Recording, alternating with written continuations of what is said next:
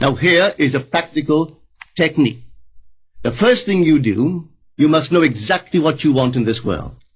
When you know exactly what you want, make as lifelike a representation as possible of what you would see and what you would touch and what you would do, and physically moving in such a state. For example, suppose I wanted a home, but I had no money, but I still know what I want. Without taking anything into consideration, I would make as lifelike a representation of the home that I would like, with all the things in it that I would want. And then, this night, as I would go to bed, I would, in a state, a drowsy, sleepy state, the state that borders upon sleep, I would imagine that I am actually in such a house, that were I to step off the bed, I would step upon the floor of that house. Were I to leave this room, I would enter the room that is adjacent to my imagined room in that house. And while I am touching the furniture and feeling it to be solidly real, and while I am moving from one room to the other in my imaginary house, I would go sound asleep in that state. And I know that in a way I could not consciously devise, I would realize my house. I have seen it work time and time again. If I wanted promotion in my business, I would ask myself what additional responsibilities would be mine were I to be given this great promotion. What would I do? What would I say? What would I see? How would I act? And then in my imagination, I would begin to see and touch and do and act as I would outwardly see and touch and act were I in that position. If I now desired the mate of my life, were I now in search of some wonderful girl or some wonderful man, what would I actually find myself doing that would imply that I have found my state? For instance, suppose now I was a lady. One thing I would definitely do, I would wear a wedding ring. I would take my imaginary hands and I would feel the ring that I would imagine to be there. And I would keep on feeling it until it seemed to me to be solidly real. I would give it all the sensory vividness I am capable of giving anything.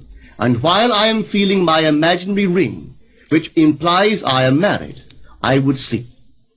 This story is told us in the Song of Songs, or the Song of Solomon. It is said, "At night on my bed, I sought him whom my soul loveth. I found him whom my soul loveth, and I would not let him go, until I brought him into my mother's house, right into the chamber of her that conceived me." If I would take that beautiful poem and put it into modern English, into practical language, it would be this. While sitting in my chair, I would feel myself right into the situation of my fulfilled desire. And having felt myself into that state, I would not let it go. I would keep that mood alive, and in that mood, I would sleep. That is, taking it right into my mother's chamber, into the chamber of her that conceived me. You know, people are totally unaware of this fantastic power of the imagination. But when man begins to discover this power within him, he never plays the part that he formerly played. He doesn't turn back and become just the reflective life. From here on in, he is the affector of life. The secret of it is to center your imagination in the feeling of the wish fulfilled and remain therein. For in our capacity to live in the feeling of the wish fulfilled lies our capacity to live the more abundant life. Most of us are afraid to imagine ourselves as important and noble individuals, secure in our contribution to the world, just because at the very moment that we start our assumption, reason and our senses deny the truth of our assumption. We seem to be in the grip of an unconscious urge which makes us cling desperately to the world of familiar things and resist all that threatens to tear us away from our familiar and seemingly safe moorings. But I appeal to you to try it. If you try it, you will discover this great wisdom of the ancients, for they told it to us in their own strange, wonderful, symbolical form. But unfortunately, you and I misinterpreted their stories and took it for history when they intended it as instruction to simply achieve our every objective. You see, imagination puts us inwardly in touch with a world of states. These states are existent, they are present now, but they are mere possibilities while we think of them. But they become overpoweringly real when we think from them and dwell in them. You know, there's a wide difference between thinking of what you want in this world and thinking from what you want. Let me tell you, when I first heard of the strange and wonderful power of the imagination, it was in 1933 in New York City. An old friend of mine taught it to me. He turned to the 14th of John, and this is what he read. In my Father's house are many mansions. If it were not so, I would have told you. I go to prepare a place for you. And if I go and prepare a place for you, I will come again and receive you unto myself, that where I am, there ye may be also. He explained to me that this central character of the Gospels was human imagination. That mansion was not a place in some heavenly house, but simply my desire. If I would make a living representation of the state desired, and then enter that state and abide in that state, I would realize it. At the time, I wanted to make a trip to the island of Barbados in the West Indies, but I had no money. He explained to me that if I would that night, as I slept in New York City, assume that I was sleeping in my earthly father's house in Barbados, and go sound asleep in that state, that I would realize my trip. Well, I took him at his word and tried it.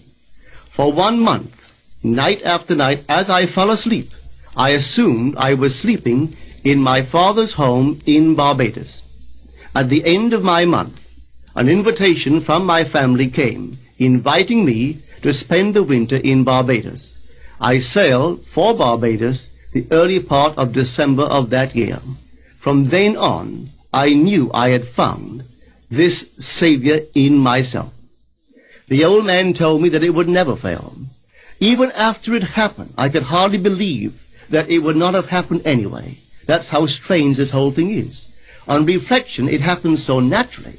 You begin to feel or to tell yourself, well, it would have happened anyway, and you quickly recover from this wonderful experience of yours. It never failed me if I would give the mood, the imagined mood, sensory vividness. I could tell you unnumbered case histories to show you how it works, but in essence it's simple.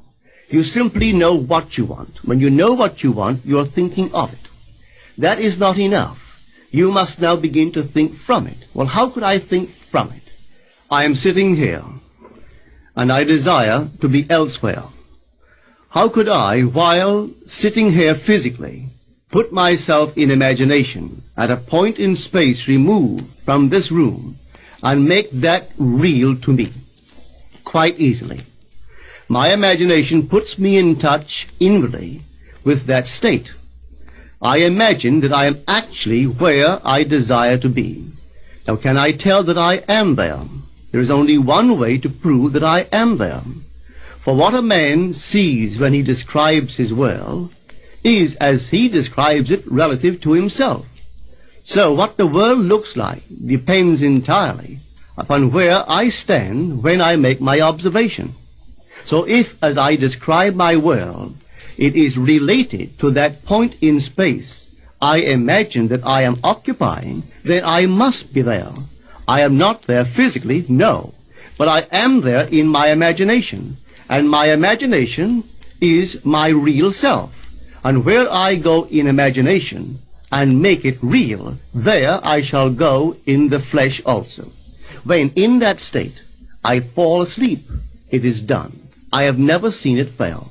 So this is the simple technique on how to use your imagination.